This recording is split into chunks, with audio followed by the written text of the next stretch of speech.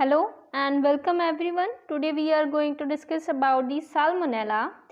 So first we will go through its morphology. So basically Salmonella is a gram-negative bacillus. As you can see, it is drawn by red color. So it is a gram-negative bacillus.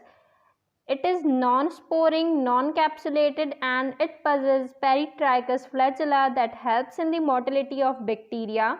Next we will discuss about its cultural characteristics. So they are aerobe or facultative aerobe. In what it does mean? It means that they can grow in presence of oxygen as well as it can also grow in absence of oxygen. Next we have is they can grow best at the 37 degrees Celsius with 6 to 8 pH. Okay, next we will discuss some of its antigenic structure. So it possesses some surface antigens, that is H, that is flagellar antigen, O, also called somatic antigen, and next is VI, that is a surface antigen, and VI stands for virulence. Next we go through its cultural media that we can use for the isolation of Salmonella. So first is MacConkey. On MacConkey it produces colorless colonies because Salmonella is non-lactose fermenter. Next we have is the deoxycholate agar. On deoxycholate agar it produces pale colonies with black center. Next one is nutrient agar, and we have the selective medium also. So first selective medium is xylose lysine deoxycholate.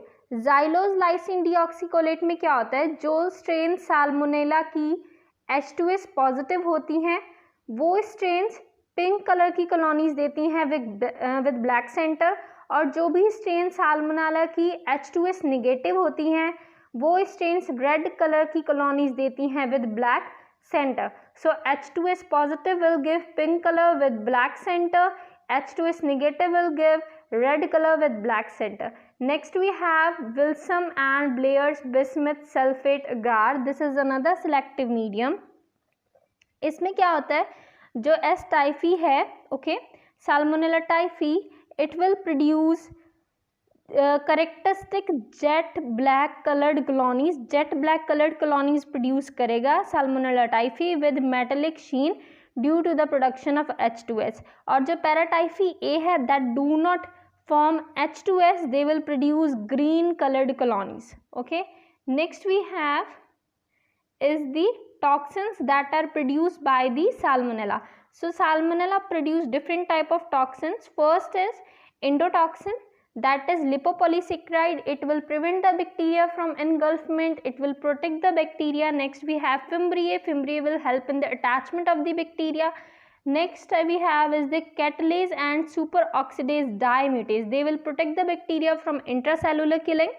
Next we have is type 3rd secretion system. As the name suggests, secretion, it means discharge. Type 3rd secretion system will help in the discharge of virulence factors into the host.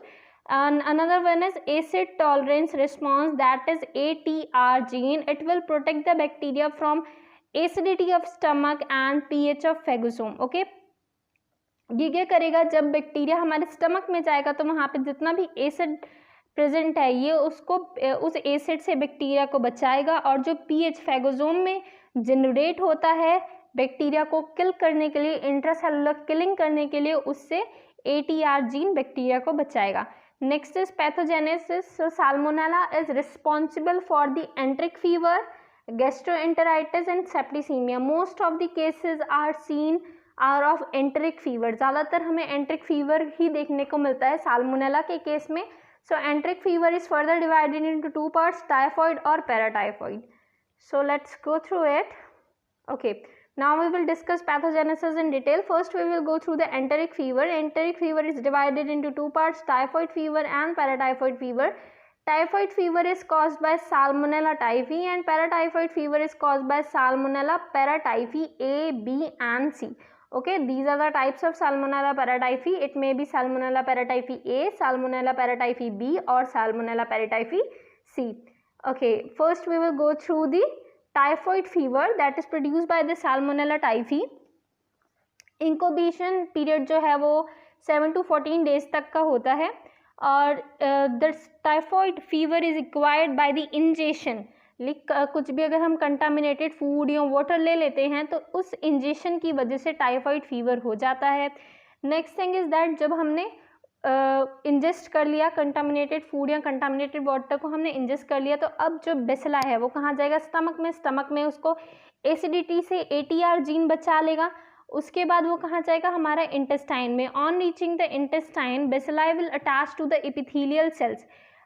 इसके बाद क्या करेगा, जब वो intestine में जाएगा then it will attach to the epithelial cells and reach और penetrate to submucosa. उसके बाद जो बैक्टीरिया है सबम्यूकोसा के लिए चला जाएगा, सबम्यूकोसा तक पहुंच जाएगा। सबम्यूकोसा एक ऐसा रीजन है that is loaded with the macrophage and neutrophil. Submucosa जो होता है वो बहुत ज़्यादा उसमें अपना मैक्रोफेजेस और न्यूट्रोफिल्स प्रेजेंट रहते हैं। They will engulf the bacteria. जैसे ही बैक्टीरिया सबम्यूकोसा में पहुंचेगा वहाँ मैक्रोफेज आएगा, उसको इनगल्फ कर लेगा। अब यहाँ पे ये बैक्टीरिया का एक इंटेंशन है इनगल्फ होना मैक्रोफेज के अंदर। वो इंटेंशनली अपने आप उस मैक्रोफेज के अंदर जा रहे हैं। क्यों? क्योंकि मैक्रोफेज उसको एक जगह से दूसरी जगह ले जाने में हेल्प करेगा। उसके ऊपर कोई भी हमारा बॉडी का सिस्टम एक्ट नहीं कर पाएगा क्योंकि वो मैक्रोफेज के अंदर है, और जब तक वो मैक्रोफेज के अंदर है तब तक वो इजीली हमारी बॉडी के अंदर सर्वाइव कर सकता है। So this macrophage will take the bacteria, okay, this macrophage will take the bacteria to the lymph nodes and they will multiply there, and then through the thoracic duct it will enter into the blood stream, okay। lymph node में जाएगा, वहाँ पे multiply करेगा और thoracic duct की help से वो blood stream में फिर से आ जाएगा। जब वो ब्लड स्ट्रीम में आएगा तो ब्लड की हेल्प से वो liver, gall bladder, spleen, bone marrow, lungs, अलग अलग जगहों पे, किडनीज में, हर एक ऑर्गन में हमारे पहुँच जाएगा। उसके बाद हर एक ऑर्गन में पहुंचने के बाद जो गॉल ब्लैडर में जो बैक्टीरिया प्रेजेंट होंगे वो वहाँ पे बहुत ज़्यादा ईजिली और अबंडेंटली वो वहाँ पे मल्टीप्लाई करेंगे। क्यों? क्योंकि जो बाइल होता है, गॉल ब्लैडर में बाइल बनता है, जो बाइल होता है वो अच्छा कल्चर मीडियम है बेसिलस के लिए। वहाँ पे बेसिलाई जो होगा वो बहुत अच्छे से मल्टीप्लाई करेगा और फिर डिस्चार्ज होके फिर से इंटेस्टाइन में पहुँच जाएगा। जब ये पूरी बॉडी में फैल रहा है, किडनी, लंग्स, यहाँ वहाँ, तो इस केस को हम बोलेंगे बैक्टीरीमिया, क्योंकि बैक्टीरिया जो है वो पूरी बॉडी में फैल रहा है, दैट इज कॉल्ड बैक्टीरीमिया। बाइल में वो इजीली मल्टीप्लाई करेगा और फिर से अब वापस आ जाएगा इंटेस्टाइन में।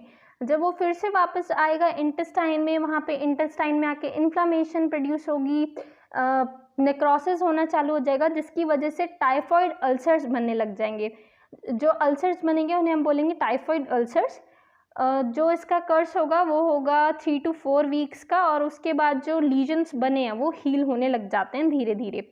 The person suffering from these all things will have manifestations like headache, anorexia, congestion of mucous membrane etcetera, और हेप्टोस्प्लीनोमेगाली भी हो सकता है, ब्रेडिकार्डिया हो सकता है, ल्यूकोपेनिया से पर्सन सफ़र कर सकता है। और एक जो मेन इम्पॉर्टेंट कैरेक्टरिस्टिक है वो ये है रोज spot skin legion.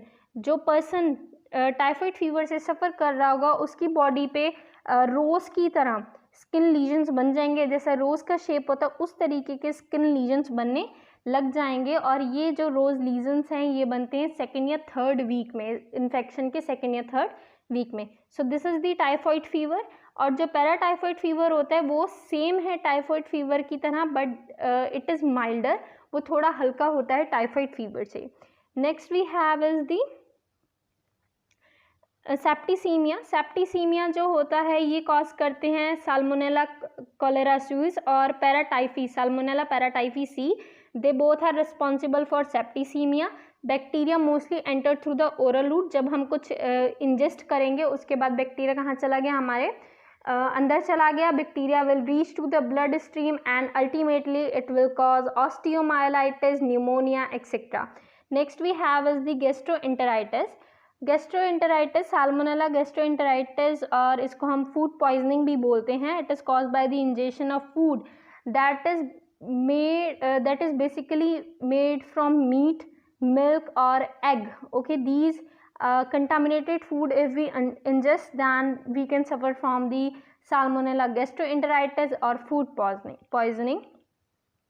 Next we have this is mostly caused by the salmonella typhimurium and salmonella enteritidis.